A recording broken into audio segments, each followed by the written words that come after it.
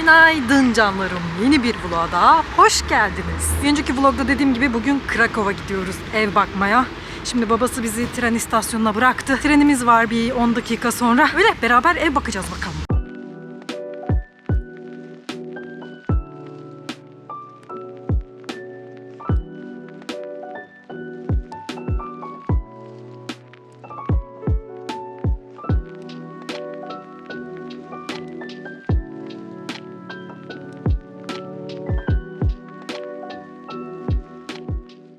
Okey, Krakow'a geldik. Şimdi bir kahvaltı yapmaya gidiyoruz. Saat 12.30 falan. Biz evden çıkmadan hiç yemek yememiştik. Önce bir kahvaltı yapacağız. Ondan sonra ne yapacaksak yapacağız ki hiç böyle ev görmek için herhangi bir rezervasyonumuz falan yok bu arada.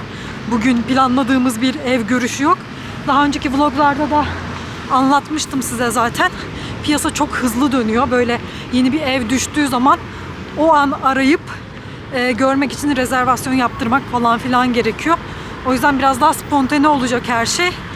Ve trende gelirken birazcık bakmaya çalıştık. Pavel birkaç bir yer aradı. Ama trendeyken internette telefon servisi de çok kötüydü. O yüzden çok halledemedik. Şimdi işte kahvaltımızı yaptıktan sonra oturup bilgisayarlardan bakacak ev arayacağız. Yani ondan sonra da telefonla arayıp gelip görebilir miyiz diyeceğiz. Olursa göreceğiz. Birkaç gün buradayız. Böyle sadece bugünlük bir olay değil. Bakalım. Mówię wyszczególnić, tak żeby to mieć na papierze. W tej cenie tam jest jakiś internet. Okey, kahvaltı için bir yere gittik. Sipariş veriyoruz şimdi. Bu arada Pavel bir telefon görüşmesi yaptı. Bir tane evden randevu aldık. Saat şu an 1'i 20 geçiyor. 2 saat sonra 3'ü 20 geçe bir ev görmeye gideceğiz bugün, bakalım. İdeal çay porsiyonu kafam kadar. Kahvaltı burritosu söyledik. Benimki sebzeli. Pavel'inki chorizolu. Ben bunu elime burrito gibi alıp yemek isterdim ama üstüne bir sürü sos bir şeyler koymuşlar. İlk göreceğimiz evin oraya geldik. Birazcık erken gelmişiz. Emlakçıyı bekliyoruz şimdi. Şehrin birazcık dışında ama yakınında tramvay durağı var. Tramvayla buradan şehir merkezine 25 dakikalık falan bir mesafe var. Bana koymuyor, ben İstanbullu olduğum için, ama birazcık uzak şehir merkezine. Ama evden çalıştığımız için ikimiz de çok sıkıntı olmaz. Yani yakınında tramvay istasyonu durağı olsun yeter dedik zaten. Bakalım evin içini göreceğiz. Sitenin içindeymiş bu arada. Şu an sitenin olduğu yerdeyiz. Dışarıyı çok göstermemeye çalışacağım. Olur da tutarsak adresimi açık etmiş olmayayım diye. Bakalım, emlakçıyı bekliyoruz. Pavel de bu sırada başka emlakçılarla görüşüyor telefonda. Bu ev 41 metrekare, 1+1 ve kirası 2800 zloty ama pazarlıkla 2600'e olur dediler. Aidat da 560 zloty. Dediğim gibi tramvay durağına yakın, çok yakınında kocaman bir market var. Bir tık küçük ama her yerde dolap var. Büyük ihtimal o yüzden küçük hissettiriyor. Mutfak şöyle. Çorlu'dakine göre çok daha fazla tezgah alanı var. Dolaplar da bence gayet yeterli. Buzdolabı biraz dar ama genelde böyle oluyor Polonya'da. Bulaşık makinesi de küçük. O beni birazcık düşündürdü. Ama dolapların fonksiyonelliği bayağı hoşuma gitti. Bunlar mesela. Ya da bu tencere dolabı mesela. Salonda dolap kaplı. Bayağı da büyük dolaplar. Kocaman da pencere var ve batı yakası. Televizyon var. Yatak odasına ayrı, salona ayrı klima var. Genişçe bir balkon var. Yatak odası küçük. Yatak da küçük. Gardıropta da çoğunlukla askılı yer var. Raf yok. Banyo da tabii küçük ama güzel bence. Burada da ıvır zıvır konulabilecek bolca dolap var. Çamaşır makinesi bir garip. Üstten açılıyor ama Polonya'da yaygınmış bu tip ve normal çamaşır makinesiymiş. Ve koridor kısmında yine kocaman bir dolap var. Süpürgedir, temizlik şeyleridir buraya konur diye düşünüyorum. Onun yanında bir de ayrı ayakkabılık var. Ve tramvaya bindik. Buradan direkt başka bir eve bakmaya gidiyoruz. Sırt çantamı bırakacak zaman olmadı kalacağımız yere. Çantayla dolanıp duruyorum. Omzum ağrıdı. Bir de kocamın upuzun bacakları olduğu için hep benden önde gidiyor. Hayatım ona yetişmeye çalışmakla geçti. Ne? I complained about you. Diğer eve bakmak için şehrin diğer tarafına geldik. Ve ben ilk baktığımız evin olduğu bölge daha böyle şehir dışı. Burada pek bir şey yok falan diye düşünmüştüm. Ama orada kocaman bir süpermarket vardı bu arada, çok yakınında. İşte Rossmann falan filan vardı. Burada köyde gibiyim şu an. Aslında bakarsanız burası daha merkezi bir bölge ama yani şöyle bir yolda yürüyorum eve doğru. Bu birazcık ilginç ve çevrede hiç market falan da görmedim. Bu sıkıntı olur. Baktım haritalardan şimdi. Żabka falan var. Żabka böyle bakkalımsı boyutlarda bir market. Ama daha büyük Lidl gibi bir market bir 15-16 dakika yürüme mesafesinde, bence uzak. Ben torbalarla, poşetlerle 15-16 dakika yürümek istemem. Ve zaten notlarda, bu bakacağımız evin notlarında şey yazmışım. Tezgahı çok küçük. Yani bir şeyler kesebilecek çok az yer var diye. Bakalım, yine de bir bakalım, geldik o kadar. Ama bulunduğu bölge açısından ben diğerini tercih ediyorum. Her ne kadar şehrin teknik olarak daha dışında olsa da. Daha çok hayat vardı orada. Okey, sitenin iç kısmında kafe, restoran falan filan var en azından. Bir de bu Japka bakkal kadar küçük değil galiba. Bir tık daha büyük ama yine de bence yeterli değil. Yok, değil. Bu ev 42 metrekare, yine 1+1 ve kirası 2900 zloty, aidatta 550 zloty. Tramvaya yakın ama dediğim gibi yakınında büyük market yok. Genel olarak ev daha geniş görünüyor çünkü direkt salona giriliyor, koridor yok. Bu arada tezgah küçük olan ev değilmiş bu, yanılmışım. Tezgah yeterli bence. Mutfak genel olarak güzel, yine bolca dolap var, bulaşık makinesi de normal boyutta. Salon da güzel, yatak odası da daha geniş ve güzel, kocaman bir gardırop var, banyo da çok geniş, orada da kocaman bir dolap var. Bu evde her yerde bol bol ayna var. Banyonun burası ayna kaplı. Arkamdaki banyoda kocaman bir dolap var bu arada. O da ayna kaplı. Banyo bayağı geniş. Çamaşır makinesi de bildiğimiz çamaşır makinelerinden. Bir de artı olarak ana mutfak eşyaları, süpürge, çamaşır kurutma şeyi falan evde mevcut. Ama klima yok ve batı yakası. O gün hava çok sıcak olmamasına rağmen evin içi sıcaktı ama ev sahibinden klima isteyebiliriz dedi emlakçı. Benim hoşuma gitmeyen şey camların diğer binalara bakması. Yani önü açık değil, yeterince ışık girmeyecek ve yakınında hem havalimanı hem tren rayları var. Uçak ve tren sesleri geliyor bayağı. Bir de seneye de tam yanında inşaat başlayacakmış, bilemiyorum. Okey, şimdi bugün kalacağımız yere geldik. Çantalarımızı bırakacağız. Ben bir tuvalete girdim. Şimdi tekrar çıkacağız. 3. bir eve gideceğiz. Ama bu sırada size kalacağımız yeri de göstereyim. Tatlıymış çünkü. Ben de şu an gördüm. Pavel dün gece rezerve etti ama hiç bakmamıştım bile nasıl bir yer tuttuğuna. Şuradan giriliyor. Burada minik bir mutfak. Burada şöyle bir yatak. Burada kocaman televizyon, bir oturma alanı. Şöyle bir dolap. Burada ben. Şurada şöyle bir masa. Burası da banyo. Geldik 3. eve. İlginç bir asansör, evet. Bu ev 40 metrekare ve yine 1+1. Fiyatı 2700 zloty, aidatta 500 zloty. Merkezi bir yerde, çok yakınında Lidl, Rossmann falan var. Tramvaya yakın ve ilk evden daha küçük olmasına rağmen daha geniş görünüyor çünkü ev boş yani. Salonda sadece koltuk ve bir sehpa var. Mutfak salondan saçma bir duvarla ayrılmış. Genel olarak evin planı garip. Ama mutfak yeterince geniş, yine bol dolaplı ve ışık alıyor. Bulaşık makinesi burada da küçük. Evde Pavel'in çalışma masası koyabilecek bolca yeri olması güzel. Banyo gayet güzel. Yine normal bir çamaşır makinesi var. Yatak odasında da bir yatak ve küçük bir gardırop var. Ama mobilyaları genel olarak beğenmedim bu evde. Özellikle o çiçekli duvar kağıdı. Girişte şöyle bir dolap var ama diğer evlere göre yine saklama alanı az. Evet, daha geniş duruyor bu yüzden ama eşyalarımız sanki dışarıda kalacak ve dağınık görünecek gibi. Okey, bugünün son evinde gördük sanırım. Şimdi yemek yemeye gideceğiz. Pavel nerede yiyelim diye bulmaya çalışıyor. İçinde böyle bir sürü restoranlar olan pasajımsı bir yere gelmeye karar verdik. Tam olarak ne yiyeceğimizi henüz ben de bilmiyorum ama bakacağız neler var neler yok. Benim kocam yine 100 metre öteden gidiyor. Bir Asya restoranına geldik. Müzik çalıyor. Burada çok konuşamayacağım ama udon alacağım galiba.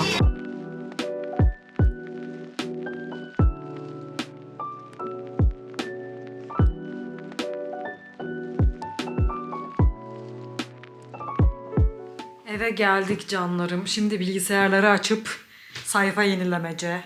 Yeni daire düşmüş mü falan filan diye. Yarının planını yapmaca, yapabildiğimiz kadar ama bu saatte kimseyi arayıp ev görmek için rezervasyon yapamayacağız. Ama en azından sabah arayacağımız yerleri bilelim falan filan diye birazcık bilgisayarda oturup tekrar ev bakacağız bu sefer internet üzerinden yani. You'll never look at Haribo the same way as before. Why? You look.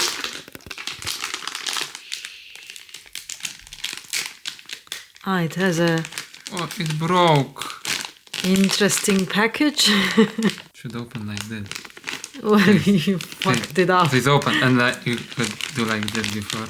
Later, you can just pinch. Baby!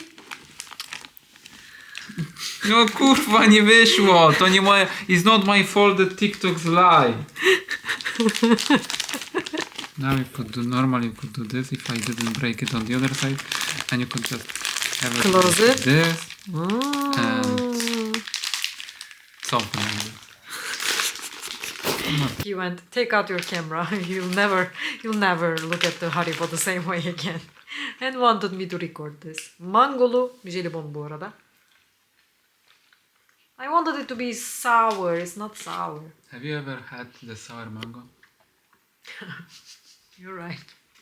But it does taste like mango. Günaydın canlarım. Hiç iyi uyumadım bugün. Yani sabah 6'da bir uyandım. Sonra 9.30'a kadar bölük pörçük uyudum. Tabii ki de saçma sapan rüyalar gördüm. Yani çok stresli değilim aslında ama birazcık stresliyim galiba. Hani mümkün olan, şu an mevcut olan bize en uygun evi bulma stresi. Bir de bunun belli bir zaman sınırıyla yapma stresi. Piyasa çok hızlı dönüyor ya, hani beğendiğimiz birini biz başka şeylere bakarken biri tutacak, ortada kalacağız falan filan diye bir ufak korkular var içimde. Ama neyse, kalktık. Şimdi Pavel yine bilgisayarım ve telefonun başında evleri arıyor. İşte bugün görebilir miyiz falan filan diye ayarlamaya çalışıyor. Rezervasyon yapmaya çalışıyor. Ben de sekreterliğini yapıyorum. Not alıyorum yanında kim ne dediyse. Oh, maybe write down that there is at 3. I wrote it. This one will call back. Yes. Skibokowo, słucham? Dzień dobry. Czy jesteśmy w stanie coś zobaczyć, na przykład dzisiaj? Tam jest jakiś okres wypowiedzenia, jak to wygląda w ogóle pod tym względem też? Umowy na 6 i na 12 miesięcy są trochę droższe. Widzę certyfikat najemcy, customer care i oni generalnie się z Państwem prowadzką. Bo jeżeli czegoś takiego nie mogę zrobić, to ja nawet nie jestem zainteresowany. Nie ma takiej możliwości, nie w ten sposób taką jakby... So we're just eliminating all of the offers from this company, I guess. Yeah, I don't like how they approach them. They are too like, did they want some certificate of renters or something like I this? didn't even listen properly to this. What even is that? Okay, hazırlanıyoruz ve dışarı çıkacağız, bir kahvaltı falan yapacağız. Gördüğünüz gibi bu evde, bir önceki Krakov'da kaldığımız ev gibi çok karanlık. Yani şu an gündüz ama ışığı yakmak zorundayız. Yakmadığımız zaman böyle. Gene kamerada daha aydınlık duruyor. Neyse, ama hava dışarıda bilin bakalım kaç derece? 15 derece falan. Ben buraya sadece şort, etek tarzı şeyler getirdim. Tişört. Bir tane kazak getirdim, onu giyeceğim üstüme ama şortlayım şu an yani. Ama içine kilotlu çorap giydim. Ama ince kilotlu çorap. Ne kadar yardımcı olacak bilmiyorum. Totom donacak olabilir. Olmadı bir mağazaya falan girip alacağım bir uzun bir şey. Benim pantolonum istiyorsun. Senin pantolon bana olmaz aşkım. Bugün görmelik 3 tane daha ev için randevulaştık. Gün içinde başka da belki gidebiliriz. Bakalım ama önce bir kahvaltı falan yapsak iyi olur. Saat kaç? 12'ye geliyor. İlk randevumuz 3'te mi? At 3 I think the first one. one is at 3, And then second is four. at 4 and Maybe 6. can be also at 5. Can Because also there be is at this 5. green one. The She one that... said that it might be at 5. Okay. She was about to manage. O zaman 4 tane ev görebiliriz bugün. Maybe more because it might be more. Maybe But more. most of them want to meet late afternoon. Okay, at least now we have time for breakfast without worrying about running around. Ben hazırlanayım birazcık ve sonra da kahvaltıya gidiyoruz. Oradan da gene ev bakmaya. To sobie przygląda. Çıkamıyoruz, telefonlar susmuyor. Paweł Skiba. Sonunda çıktık. Bir tık kıçım donacak gibi ama belki yürüyünce ısınırım. O kadar soğuk değil.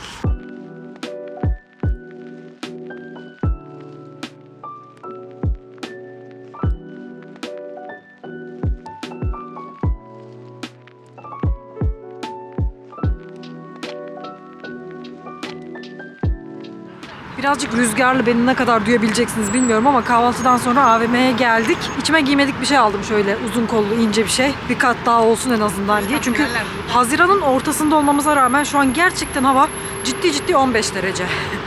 Ben tamam yazı sevmiyorum ama bu mevsimde bu derecede birazcık fazla abartı. Gerçi hazırlıklı olmadığım için birazcık böyle oldu ama neyse. Şimdi bugünün ilk evini görmeye gidiyoruz. Bu ev 50 metrekare. Gezdiğimiz en büyük ev. Yine 1+1 ve fiyatı 2800 zloty artı 800 zloty aidat. Aidat yüksek çünkü bayağı lüks bir binadaydı. Tramvaya yakın ama çevresinde büyük market maalesef yok ve bu benim için büyük bir eksi. Cephesi kuzeybatı ve bir inşaata bayağı yakındı. Camları kapayınca ses gelmiyor dediler ama ben pek inanmadım. Gördüğünüz gibi salon bayağı geniş ve hoş. İki tarafta cam var ki bu pek yaygın bir şey değil. Mutfak biraz küçük ama idare eder. Bulaşık makinesi yine küçük. Bu evde de ana mutfak malzemeleri, süpürge falan filan var. Yatak odası basit ve güzel ama gardırop koridorda. Girişte bir de ayakkabılık var. Banyo gayet güzel. Kirli çamaşır sepeti olan tek ev buydu galiba. Banyoda da büyükçe bir dolap var. Salonda biraz saklama alanı mevcut. Yine çalışma masası koyacak da bol yer vardı. Evin içini biz bayağı beğendik. Geldik 5. evimize bakmaya. Bugünün ikincisi. Ama toplamda 5. ev.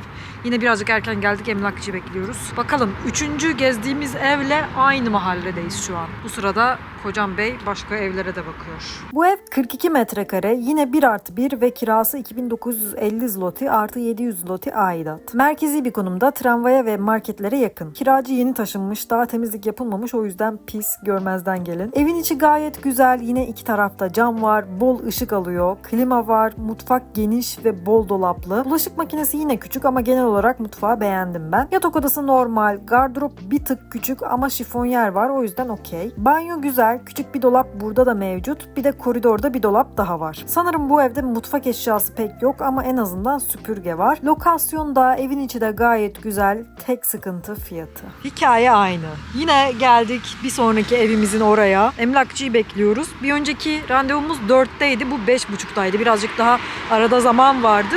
Ama şöyle bir şey var. Bir kere totomuz dondu. Onu bir söyleyeyim. Bu evi %95 tutmayacağız.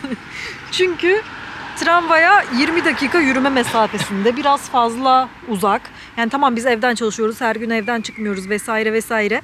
Ama yine de çıkacağımız zaman 20 dakika tramvaya yürümek zorunda olmak ideal değil. İdeal değil. But we came here to... Ki olur da ben işe girersem buralarda bir yerde, her gün gitmem gerekirse, ne biliyorsun. Neyse ama yani son yarım saatten fazladır burada soğukta kıçımız dona dona oturuyoruz. Tutmayacağımızı neredeyse emin olduğumuz bir ev için. Olsun, görmüş olacağız. Seçeneklerimizi bilelim yine de. Bu ev, bu ev. Kendisi 46 metrekare, kirası 2700 zloty, aidatı 440 zloty ama bir de zorunlu park yeri var. O da 200 zloty. Bu kısım sinir bozucu. Ama bir çektim çünkü mutfağı tam hayallerimdeki gibi. Rengi de, şekli şimali de çok güzel. Allah sahibine bağışlasın. Tabak çanak da bolca vardı. Salonu da gayet şık bence. Yatak odası da geniş ve yine güzel. Tabii şu duvar dışında ne mana. Neyse, banyosu idare eder. Genişçe bir balkonu var ama bu evin detayına çok girmeyeceğim çünkü içi en güzel olanlardan biri olsa da dediğim gibi hem tramvaya uzak hem çevresinde hiç market yok. Issız bir mahalle arasında, konumu çok kötüydü. O yüzden en hızlı bu elendi. Okey, çıktık. Burası gerçekten böyle bayağı mahalle arası ama hiç market falan da yok etrafta. Market de uzaktaymış. O yüzden burası baştan elendi. İçi çok güzeldi bence. Yani içi gördüğümüz en güzel daire olabilir. Pavel beğenmedi. Ama like benim the woman. emlakçıyı sevmedi. They have beef with the real estate person.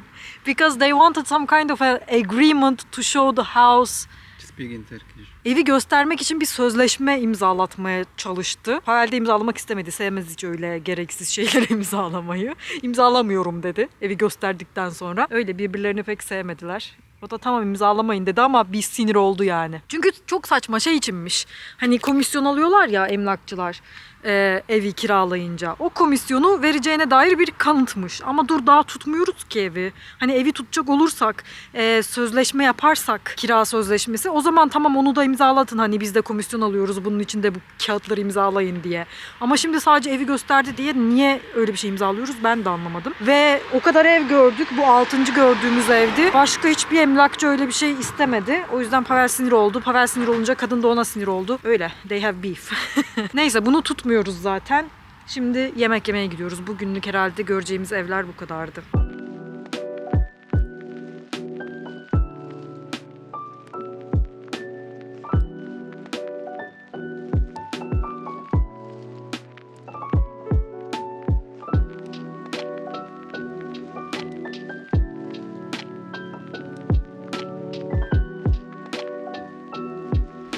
Tekrar günaydın canlarım. Yine çıktık evden. Bu sefer gördüğümüz evlerden birini tekrar görmeye gidiyoruz. Bir emin olalım, aklımızdaki soruları giderelim, kesin karara varalım diye. Hava yine buz gibi ve bugün bir de yağmur yağma ihtimali var. Yine kıçımız dona dona gezeceğiz galiba. Neyse bakalım, gidelim göreceğiz. Tutarsak tutacağız, tutmazsak aramaya devam edeceğiz.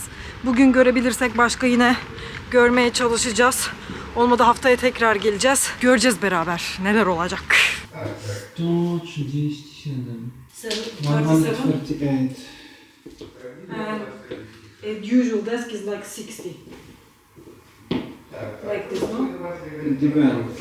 I could technically just put it here. Wait, I'll just call my father. It's also possible to move a little bit the sofa bed here because it's pretty long. No, I'm mainly thinking about because I actually want to have this dedicated space for work, and I didn't really think about it before that, like strictly.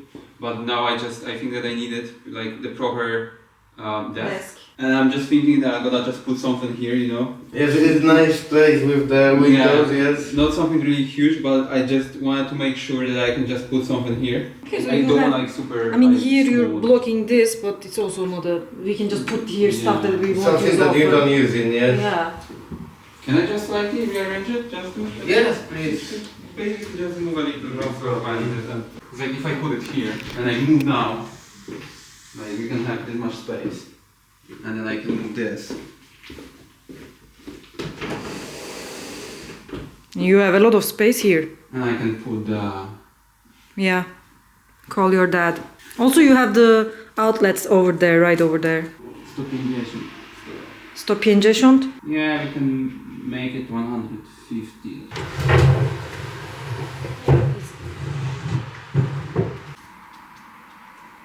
Okey, bir rezervasyon anlaşması imzaladık o evle. Yani artık başka kimse alamaz o evi. Bizim şimdilik. Ama Pavel hazır buradayken başka birkaç ev daha bakalım dedi. Şimdi önce bir kahvaltı yapacağız. Ondan sonra yine oturacağız.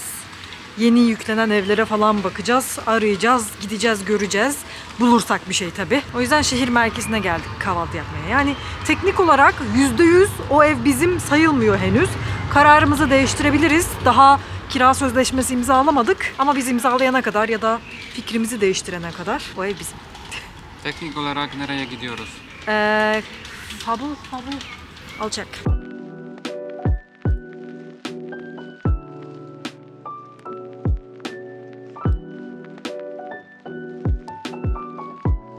Ve sonuç olarak Rzeszów'a geri dönüyoruz. Yeni yüklenen ilanlarda bize uygun bir şey çıkmadı bugün.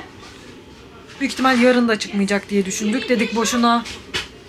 Ne oluyor ya? Dedik boşuna tekrar gece kalacak yere para vermeyelim, eve gidelim. Bir şey çıkarsa zaten Rzeszów'dan da tekrar geri gelebiliriz buraya. 1,5 saatlik tren mesafesinde. Öyle, şimdilik hiçbir şey kesin değil hala. Ama elimizin altında bir daire var. Bir değişiklik olursa zaten sizi yine güncellerim.